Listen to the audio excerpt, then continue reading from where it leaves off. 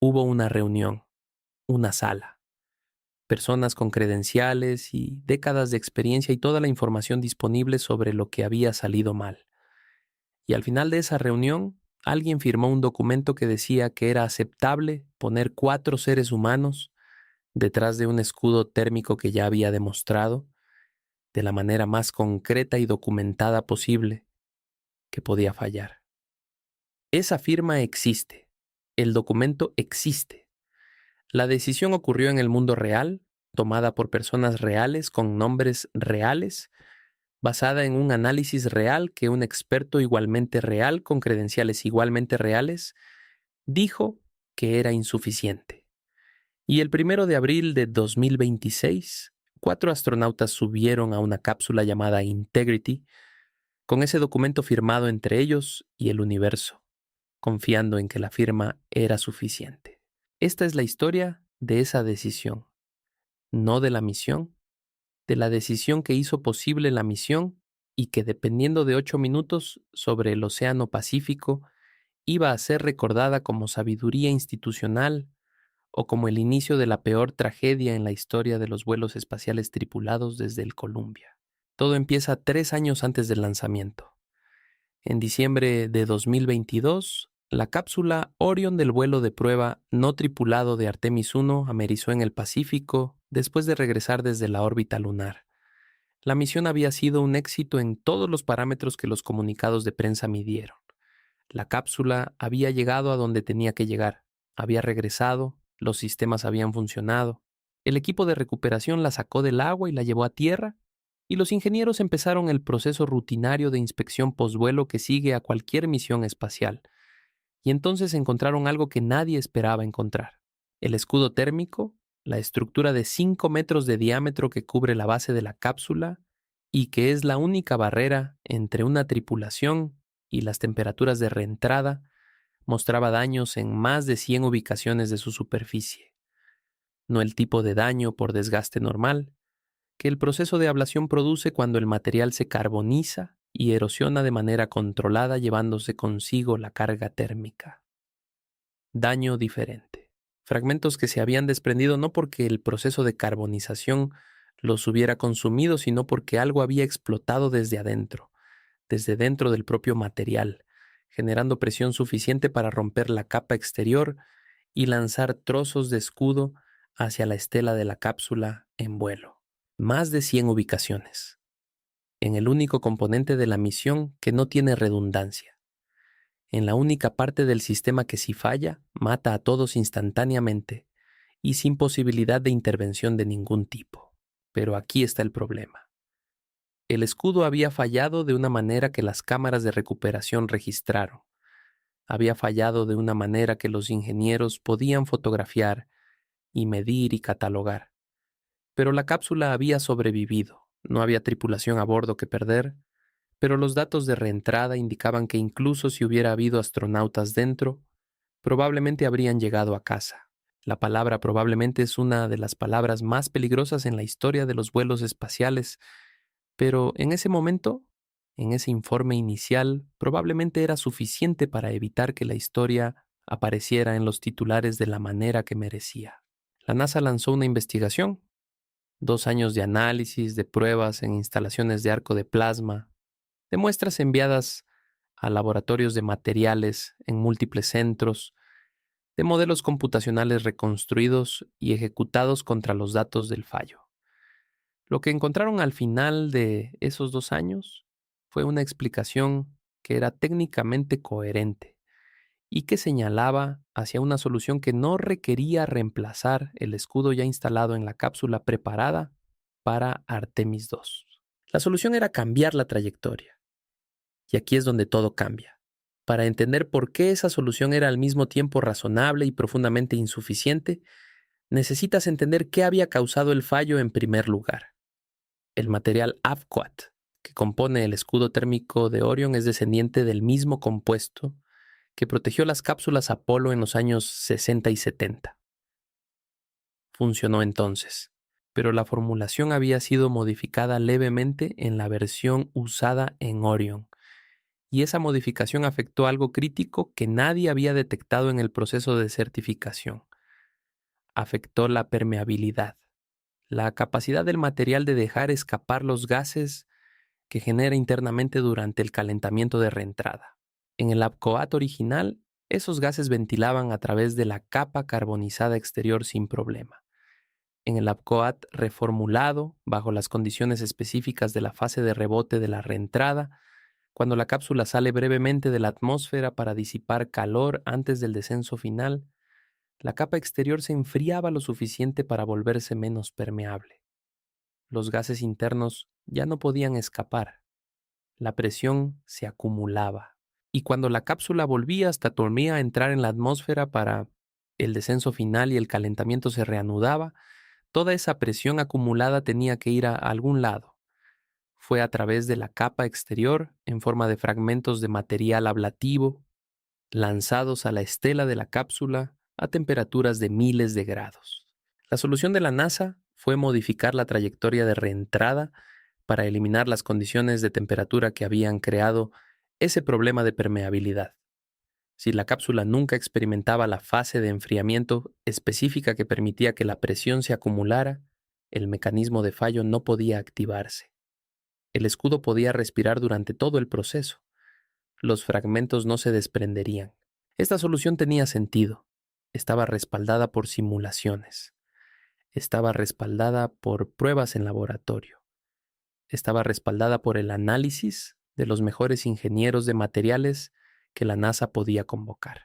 Y estaba respaldada por el hecho de que reemplazar el escudo ya instalado en la cápsula habría retrasado la misión entre 18 meses y más de 2 años, destruyendo un calendario político y presupuestario que ya llevaba años de retraso, y que cada aplazamiento adicional hacía más difícil de defender ante el Congreso que financiaba el programa.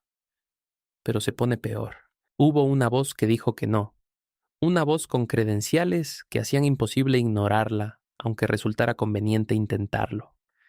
Charles Camarda había volado en el transbordador espacial Discovery. Había pasado años dentro de la NASA como ingeniero. Conocía el lenguaje técnico de los informes que estaba leyendo y conocía la diferencia entre una conclusión respaldada por evidencia suficiente y una conclusión alcanzada porque la evidencia disponible señalaba en esa dirección y el calendario exigía llegar a alguna conclusión. Camarda dijo públicamente, en entrevistas, en declaraciones escritas disponibles para cualquiera que quisiera leerlas, antes del lanzamiento del 1 de abril de 2026, que la NASA no comprendía completamente la causa raíz del daño en el escudo de Artemis 1. Dijo que las pruebas realizadas no podían replicar con suficiente fidelidad las condiciones de una reentrada real. Dijo que los modelos construidos estaban basados en una física que no había sido completamente validada para las condiciones específicas que Artemis II iba a encontrar. Y dijo que volar 4 personas detrás de este escudo, con este nivel de incertidumbre, era un error de seguridad del tipo que la historia de los vuelos espaciales tripulados conoce demasiado bien. Challenger, Columbia. Cada uno fue precedido por ingenieros que habían expresado preocupaciones que las instituciones habían evaluado y habían decidido que eran manejables. Cada uno fue seguido por investigaciones que encontraron que esas preocupaciones habían estado justificadas y que el proceso por el que fueron descartadas había sido deficiente. El mecanismo específico de fallo era diferente en cada caso. La dinámica institucional que produjo la decisión de volar no lo era. NASA evaluó las preocupaciones de Camarda, trajo expertos externos, realizó revisiones adicionales y procedió con la misión según lo planeado, declarando que el análisis era suficiente y que la modificación de la trayectoria abordaba el mecanismo de fallo con una confianza adecuada para certificar el vuelo tripulado. Pero esa ni siquiera es la peor parte. La peor parte es lo que los 4 astronautas sabían cuando entraron en la cápsula, no en el sentido abstracto en que todos los astronautas saben que el riesgo es inherente a lo que hacen, no la conciencia general de que los vuelos espaciales son peligrosos que cualquier persona que firma para ser astronauta lleva consigo desde el primer día de entrenamiento. En el sentido específico de personas que han sido informadas sobre el daño al escudo de Artemis 1, que han leído los informes técnicos, que conocen la existencia de las objeciones de Camarda y el razonamiento por el que la NASA las descartó, y que han participado en las revisiones de seguridad donde todo esto fue discutido con el detalle que solo es posible cuando las personas en la sala son suficientemente competentes para entender lo que están discutiendo. El comandante Reed Wiseman, Victor Glover, Christina Koch y Jeremy Hansen sabían exactamente qué nivel de incertidumbre había sobre el escudo que iba a separarlos del plasma a 10.000 grados centígrados durante 8 minutos sobre el Pacífico. Lo sabían porque se lo habían dicho, porque habían hecho las preguntas que las personas hacen cuando intentan evaluar si confían su vida al sistema que se les está presentando. Y luego entraron en la cápsula de todas formas, no porque fueran inconscientes del riesgo, porque lo comprendían completamente y decidieron que lo que había al otro lado del riesgo, la Luna, el regreso de la humanidad al espacio profundo después de 54 años, el primer paso hacia Marte, merecía el riesgo que estaban aceptando. Esa es una forma de valentía que las ruedas de prensa no describen con suficiente precisión, porque la precisión requeriría mencionar el nivel específico de riesgo que la valentía estaba aceptando. El 1 de abril de 2026, el cohete SLS levantó Integrity del complejo de lanzamiento 39B en el Centro Espacial Kennedy con 8,5 millones de libras de empuje. La misión duró 10 días. Fue al entorno de la Luna. Estableció el récord de distancia máxima de un ser humano desde la Tierra. Realizó las pruebas de sistemas que justificaban su existencia como vuelo de demostración. Y el 10 de abril, a las 4:14 de la madrugada, hora del Pacífico, la cápsula golpeó la atmósfera a 40,000 kilómetros por hora y las pantallas de Houston quedaron en blanco durante 13 minutos. 13 minutos en los que nadie en ningún lugar de la Tierra sabía si la decisión que alguien había firmado en una sala de reuniones 3 años antes iba a ser recordada como previsión institucional responsable o como el inicio de otra investigación de accidente.